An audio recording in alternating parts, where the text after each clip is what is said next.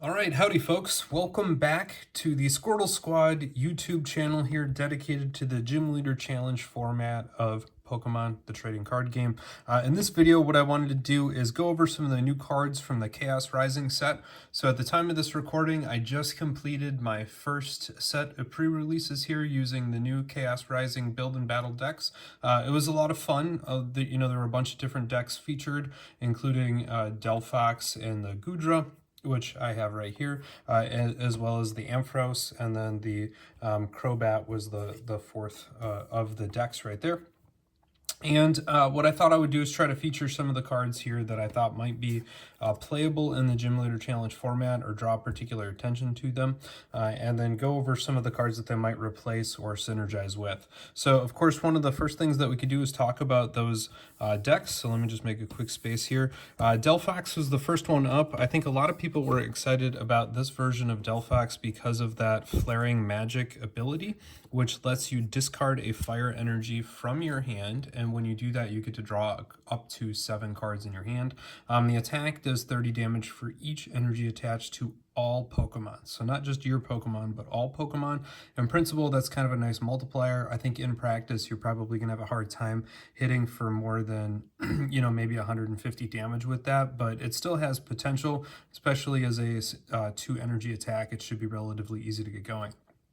Now, one of the hiccups with Delphox is that there is a much older version of Delphox here with the very similar ability, and this one is once during your turn you may draw cards until you have 6 cards in your hand. And so when comparing these two, you could discard a fire energy to draw 1 additional card to get you to 7. In principle, that might be nice if you're trying to thin your hand, or if you're trying to dig a little bit deeper with that one last card. In practice, though, I think you probably would still play this version of Delphox. And there's a really big drawback to these Stage 2 draw supporters. So there's a number of other cards like this in the format, and they really don't see that much play because it takes a lot of resources to get up to that Stage 2, and they're very susceptible with their modest hit points of 140 or 160 apiece to being Boss or Guzma to the active and then knocked out. And as a Stage 2 Pokemon, it's a lot to recover, and then it takes too long to reestablish. So the nice thing about a Stage 1 is if it gets knocked out, you can get the basic directly back on your bench. Next turn, you can get going. With the Stage 2s, not only do you need to recover 1 additional Pokemon, but it's 1 more evolution before you get cooking with it, and that ends up being a little too slow. And so in my opinion, I think I would still rather play the older Delphox. The similar debate over discard a fire to draw more has been going on in the GLC community, I think, with these 2 cards. So, the Salazzle here lets you discard a fire energy and then draw your hand up to, or draw 3 cards. And most people have replaced the Salazzle with the Rapidash, which lets you only draw 1 card. And that might seem counterintuitive because this one lets you draw 3. Rapidash only lets you draw 1. Unless my math is mistaken, 3 is more than 1, so I'd rather draw 3, not just 1. The hiccup with that, though, is you have to discard that fire energy. And in a deck like Fire, where you're constantly trying to pitch that energy and recycle it onto your bench and then get it back in your hand to attach, it becomes a lot to keep going. And so you're forced with the Salazzle to either play a much higher basic energy count, which can reduce the consistency of the deck, or you have to play more recovery to keep it churning, which also, especially early game, can reduce the consistency in the deck. So a lot of the leading fire decks are actually preferring the Hurried Gate Rapidash over the Salazzle, for exactly the same reason that I think this Delphox will see more play over the new Delphox. So you can prove me wrong with that by building up a deck, but at least that's my prediction, is that neither of the Delphoxes will really help Fire, which is disappointing because Fire is definitely kind of an underachieving archetype currently in the Gym Leader Challenge format. The Fennekin here is going to be awesome, though. So this will become the go-to Fennekin. It has the ideal 70 hit points, and that's ideal because you can target it with Buddy Puffin. It now has a really nice and powerful call for family that lets you find not 1 but 2, and it is a colorless attachment. So in principle, you could use Capture Energy to find a 3rd one to fill up your whole bench. And so this Fennekin, I think, will absolutely be the new Fennekin played. The Braxian here, is just as good as some of the other ones. One drawback of this Braxian, and this is something I'll bring up here in a minute, is that this has 100 hit points, and there's some older ones that have 90. The reason that 90 might be more optimal for the evolution over 100 is because it lets you find it with the level ball, which has a hit point cap at 90. And so that makes it a little bit more ideal, potentially. Also, you don't necessarily want to discard your energy, and so that attack is kind of not ideal. Although if you're attacking usually with the stage 1 in a stage 2 line, you're going to have a bad day. Now, as long as we're talking about fire, let's pivot to Ninetales here. The Ninetales attack, the Will-O-Wisp is kind of trash, having to evolve to a stage 1 only to attach a second energy to do a whopping 70 damage. That's not really going to get you where you want to go. The Nine-Tailed transfer could be a benefit. Move all damage counters from one of your bench Pokemon to your opponent's active Pokemon. So this would be a really great one to be able to, pivot from a damaged active Pokemon to the bench, attach a fire energy to the Ninetales, and then knock out the active while simultaneously healing your Pokemon.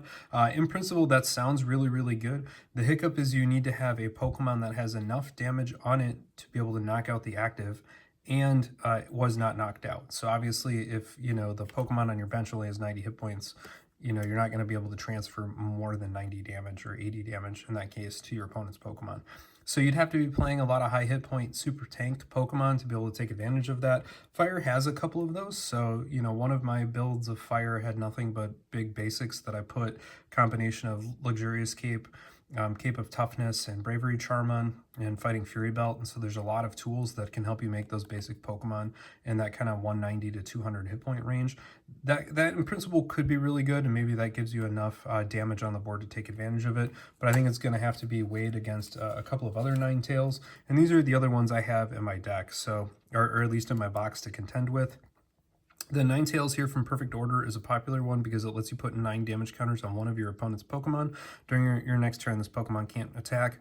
That's not a huge deal because it's a 1 retreater and it's probably going to get knocked out anyway. But the reason that 9 damage counters is important is it's an effective attack, not damage from an attack, so it gets around bench barriers like Manaphy or Mr. Mime that only prevent against damage and not the effects of damage. And also 9 is a really popular hit point number for a lot of supporting Pokemon, and so there's a bunch of draw supporters or energy accelerators that you can target with that 9 damage counters.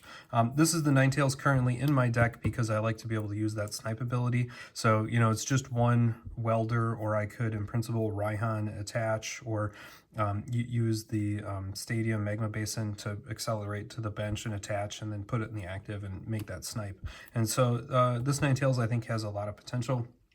The other one here that I have not seen in a lot of decks, but I think is worth calling out, is the Ninetales that lets you, when you evolve it, you may switch your opponent's bench Pokemon to the active, and so it's a built-in boss's orders that is part of an evolution, and we've seen this effect now a couple of times with the new Hariyama, and then there was the Hops Pokemon that also had that in the normal type when that came out, the sheep.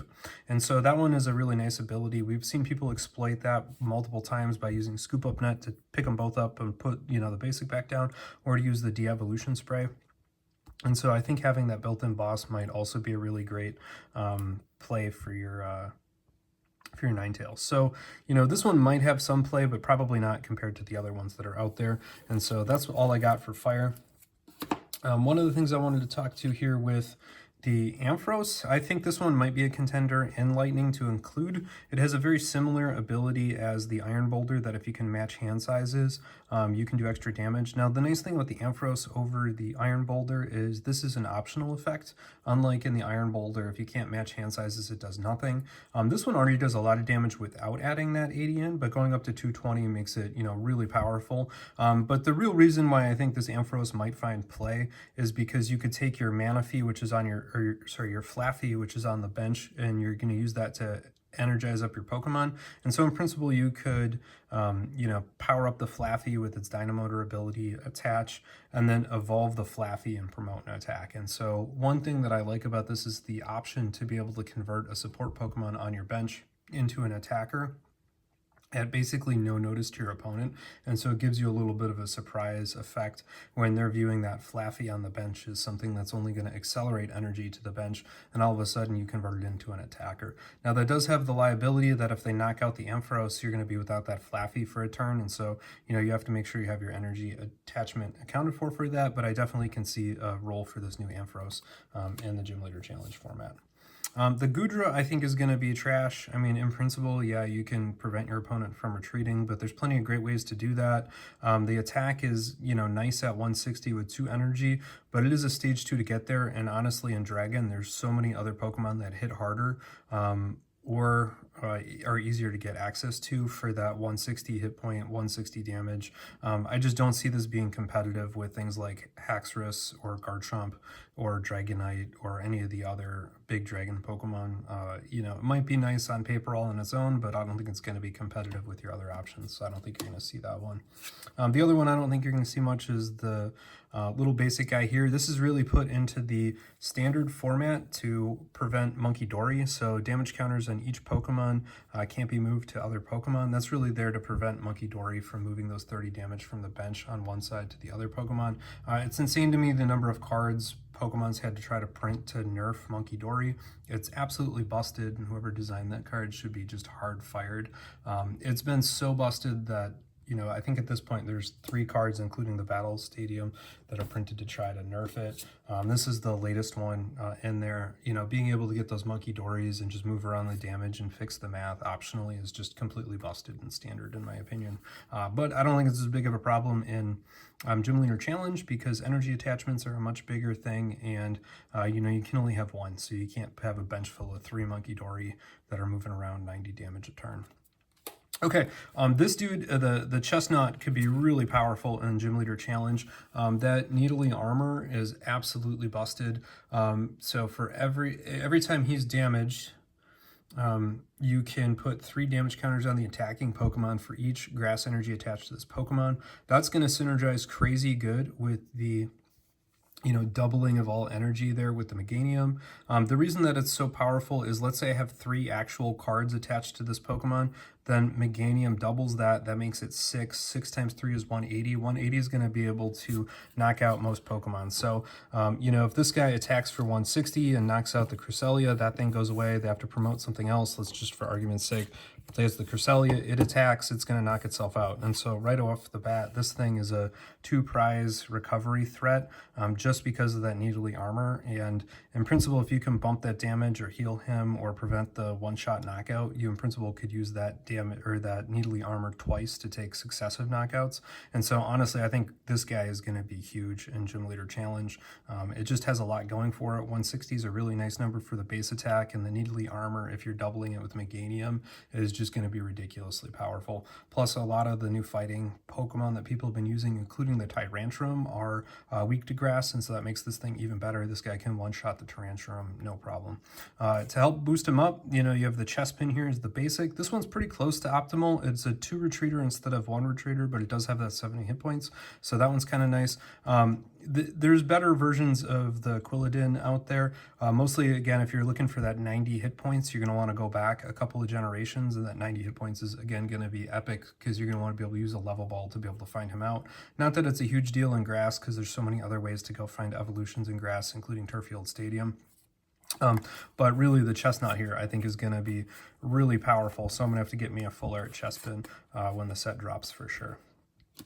Okay, moving on to Dark. So I mentioned that there is a new Crobat out, and there's a new Zubat. My current version of Dark uses this Zubat, which is another 40 hit point Zubat with free retreat. Those are really nice to have, the free retreater, but I'm going to totally trade out this old Zubat for the new Zubat, because I would rather confuse my opponent's Pokemon than doing 10 damage. That 10 damage is very rarely ever threatening, but the confusion in principle might buy you a turn, at least on a coin flip, so I'm going to swap out my Zubat for that one. The Quillfish is in here. Poison is an archetype in the Dark meta, and this one might be good for it. Obviously, Being able to inflict poison on your opponent's Pokemon before, during their turn for attacking the Quillfish, is nice. It's a 1 energy attack, which is nice. Unfortunately, though, it only does 50, 60, 70, 80 damage on the Venoshock, even if your opponent's Pokemon is poisoned. Now, there are things like Koga's Trap or the Hypnotoxic Laser that can inflict that poison on your opponent, and so maybe you can get an early game knockout with the Quillfish, or maybe you can loop back and take care of it later in the game. If it was poisoned on something on the subsequent turn, you might be able to take full advantage of the Venoshock. I don't really think this one's going to be super playable in my deck, but it's something to consider, and I'm definitely going to leave it in my Gym Leader Challenge box around all my poison stuff. So the thing that people are jazzed about with the new Crobat is once during your turn, if this Pokemon is in the active spot, which is a problem because it's not a free retreater, so you need some tool to be able to retreat it, you may use this ability, and again, it's huge if it needs to be in the active versus on the bench. On the bench, this would be a way better ability, but the idea that you need to promote it into the active to be able to use it just adds a lot of complexity to using the ability. But then you can shuffle your deck for a card and put that card on top of it. Honestly, for the reason that people like it is because they're going to try to stack their deck with the Tyranitar that you can't get in play any other way, and then they're going to try to Grimsley's move to put the Tyranitar directly on the bench. It's a cute idea. I don't think it's going to work very good, and there's a couple of reasons for that. The whole point of putting the Tyranitar into play in the first place is to item lock your opponent. By the time you get up to the Crobat to be able to stack the deck with the Grimsley's move to be able to get the Tyranitar out, you're already gonna be on turn 3 of the game, presumably at minimum, if everything goes right with the Crobat, and even if that works, the 190 hit points on the Tyranitar are really nice. That's a lot better than 180 because a lot of the math breaks at 180, so that's very attractive, but the damage output's not great. So, 150 is nice. Yeah, being able to mill a little bit is pretty great in Gym Leader Challenge, but 150 is going to fall short of knocking out a lot of the things that you're going to want to target.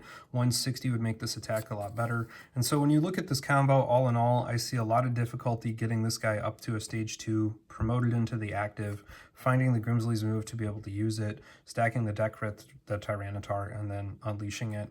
To me, that seems like a lot to do. And furthermore, when you want to item lock your opponent is at the start of the game before they've been able to use all their Pokemon search items, all the energy search, etc.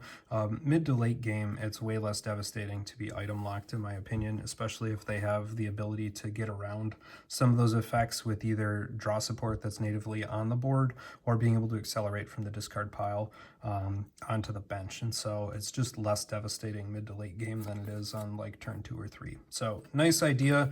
I don't think it's going to fall into the active. And if you compare this Crobat to your other Crobats, I mean, this one's a really nice one to be able to get some onboard draw support. And this one is really awesome because that critical bite, I think, is currently being underutilized in Gym Leader Challenge. So I'm working on a deck here to try to make the critical bite work. So in my opinion, the new Crobat is subpar to either of these Crobats, and I don't really see a reason to use it or get too excited about the Grimsley's move.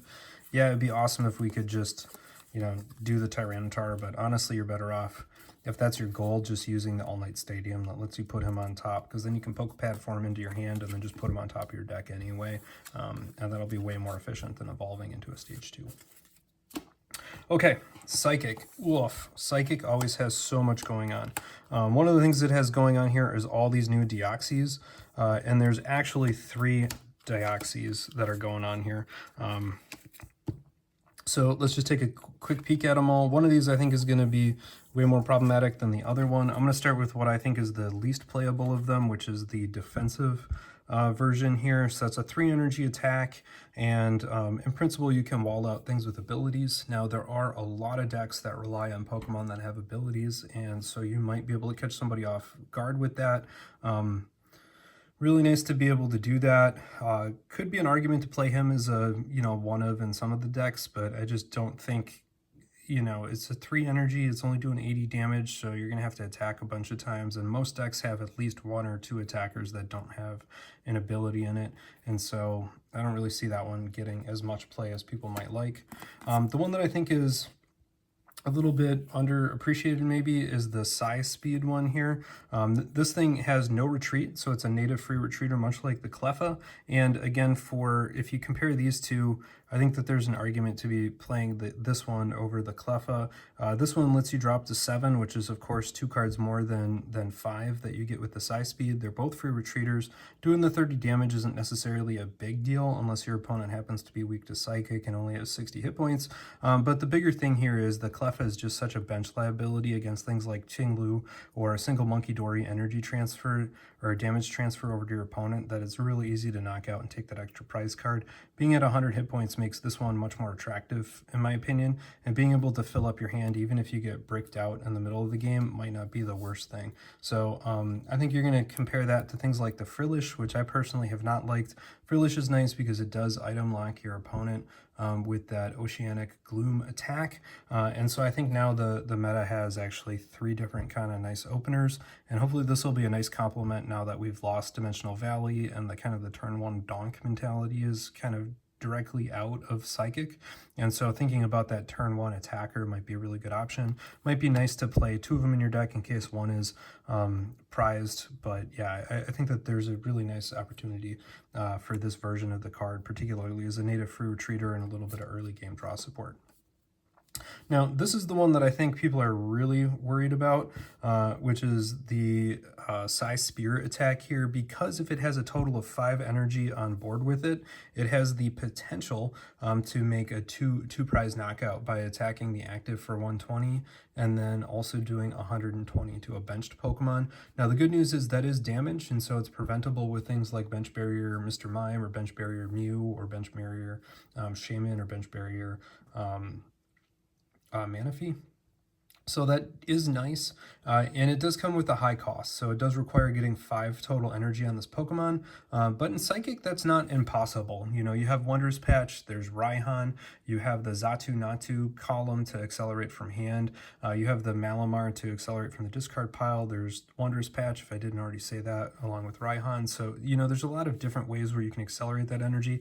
Counter energy by itself could count as 2 if that's your manual attachment for the turn. So I think it'll be possible to get up there to do that attack. I'm just not totally convinced it's going to be a full game winner every single time, but I definitely think that this one is going to be something to think about, to consider, and potentially build decks around because it's so good. And there's other ways to accelerate energy to basics, including some of those coin flip items where it's a 50-50 shot or max elixir or things like that. So definitely possible. All right, some of the other things that are going on here is now we have a new Phantom and a new Trevenant. You know, this one I think is 50-50, but I would still probably go with Ascension maybe, depending on what you're doing. So the Spiteful Evolution is kind of nice because it would synergize with Monkey Dory by being able to let you put 2 damage counters on this Pokemon to be able to go get a Pokemon.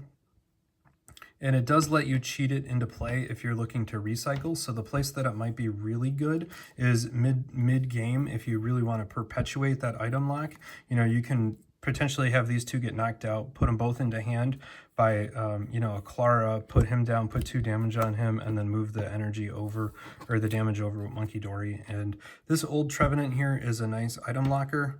And it's one of the original kind of item lockers. So if this Pokemon is in the active, your opponent cannot play item cards from his or her hand. So really nice, you know, early game item lock. Previously, I had had this one being played with the Ascension ability, and the reason Ascension is nice is if you go second, you can get the Phantom into the active and then attack with the Ascension and then evolve directly from deck. And so before your opponent can ever play a supporter, they would be item locked, which is pretty brutal. That being said, it's not as inherently recyclable as the new Spiteful Evolution, so it's quite possible that is the way to play it. I'm going to have to tweak that out to figure out which is which. The other thing that's nice about this is, you know, the Overwhelming Pain, I think, has a really nice potential application in a Psychic Spread deck. So, you know, this attack does 10 more damage for each damage counter on all of your opponent's Pokemon. So if you're spreading 20, 20, 20, you know, you might have 120 damage total places. He might be doing 180 damage with that Overwhelming Pain, or 200 damage. It gets to add up very quickly if you get to add up every damage counter on your opponent's side of the board and directly add that to the active and add 60 to it. So this thing could be a heavy hitter to help you balance out some of the Psychic Spread weakness. And the weakness to spread has always been if my opponent is a high hit point evolution deck and they outpace me, it's really hard to spread up to that many hit points, and so that could be a really good out for that. Okay, one of the other things that I thought about that might be really good with this one here with Tricky Steps at 80 damage isn't very attractive, but you may move an energy from your opponent's active Pokemon to one of their benched Pokemon. And what you're going to try to do with that is control and move that energy from their active to a benched Pokemon that's a support Pokemon that they never want to attack with, or that might have a high native retreat point. And it does say energy, not basic energy, and so this could be a really good way to get around Okidogi, or it could be a really good way to get around the new Tyrantrum. You know, the Tyrantrum gets a lot more hit points for having that special energy. You just move it to a benched Pokemon, and now it's without that extra energy on there. I think it also might partner really well with the handheld fan, because now in principle you can move one out, and then if they attack you can move a second one, and that can be really, really busted if you limit them with energy early using this Jirigaraf. And what you're looking here is to put 2 cards from your opponent's discard pile into the lost zone. The reason that that's busted is you're going to look for those energy in the discard pile, specifically basic energy early in the game, lost zone them, and now they have a lot less energy to play with, and so they're much more susceptible to the energy control. And so I think that that might be a combination of cards that could be potentially quite devastating. One thing I forgot to mention on this Deoxys with the Psy Spear is I see a really good opportunity to bring back the EXP share on this thing, so that you can just genuinely accumulate some energy on the Deoxys while your opponent's knocking out other Pokemon. That might help you get up, you know, cheat 1 or 2 extra over there to help power it up. Okay, that's about it for the Psychic Pokemon. This thing I think really has some potential to wreck a few days, especially if your opponent cut out that 1 extra energy or 2 extra energy, or is relying on special energy instead of basics. Could be a very bad day. All right, the last thing I have here is a stack of supporter cards and all the other trainers. Bubble Energy, you know, prevents any special conditions from affecting the water Pokemon this one's attached to. I mean, special conditions aren't really that big of a thing in Gym Leader Challenge. You know, burn, poison, confused, paralysis. Does it have a place? Sure. Given the lack of recyclability and the lack of searchability, I probably would just play a regular old basic water energy. So I'm not seeing that one getting teched in. The other water card from this set is Great Hall Net. This thing is just a direct replacement to Super Rod and water. It's kind of Super Rod. Super Rod lets you choose any combination of Pokemon and energy in your discard pile to shuffle back into your deck. This lets you do 3 of both. So you can put 3 Pokemon and 3 energy back into your deck using the Great Hall Net. So to me, this is just a direct replacement for Super Rod or Ordinary Rod in the perhaps even Rescue Stretcher, honestly, in my water deck. I'm gonna have to go through there and figure out. The adversity policy is just hot trash. I don't know why you'd ever play this over Rocky Helmet. It requires your opponent to be attacking you for weakness. You only draw 3. You know, the other helmet lets you draw 2 anyway. And so I would just, Lucky Helmet, not Rocky Helmet. I would rather just draw the 2 off Lucky Helmet, and then I can guarantee I'm playing with it no matter what. Roxy's Performance, you know, it lets you manipulate poison Pokemon. People retreating poison Pokemon is a thing. Poison's kind of a weak archetype. I guess if I were playing a poison deck, I'd consider this, but honestly, playing that supporter just to shut down a retreat for a turn is not really going to help you, and if you knock out the Pokemon with poison, it might not help you. The only way that you'd want to play this is if it takes exactly 2 ticks of poison for your opponent to get around to die, so that they'd get knocked out on the way back to you after going to their turn and coming back. The problem with this, though, is you can get around it with Escape Net, with Scoop Net, with Guzma. So there's a lot of ways to just completely negate that, and it kind of makes it kind of butts. Emma's sort of similar, you know, yeah, you can make them reveal their hand and draw for each Pokemon. Really, this is to synergize with the other new card that came out in Standard Play. It's not really a Gym Leader Challenge one. Special red card is nice, but there's already a red card, a peaking red card, and a special or different red card. And so you already, reset stamp, red card, peaking red card, and so this is really the 4th item that's going to force your opponent to shuffle and draw. This one's limited to if they have 3 or fewer prize cards remaining, and it only lets you draw 3 cards. And so I think you're better off just with reset stamp that you can use at any point in the game and make your opponent shuffle their hand into the deck and draw equal to their remaining prizes. So if they have 3 prizes, it's exactly the same effect, but if they have 1 or 2 prizes, it's a much harsher penalty, and if they have more, at least you can still play the item to burn it. Being stuck with a dead item in hand hand that you can't really play is kind of terrible. Transformation Tome is just straight out in Gym Leader Challenge because it requires 2 of them, so we're obviously not going to be playing that. The last 2 cards here I wanted to highlight are Philip and the Magnetic Energy. The Magnetic Energy I absolutely think is going to be played in Metal. The only hiccup is if you're playing with the Metang that lets you accelerate only basic energy, then having special energy is a problem because you're trying to have a very high basic energy count in your deck so that you can accelerate from it.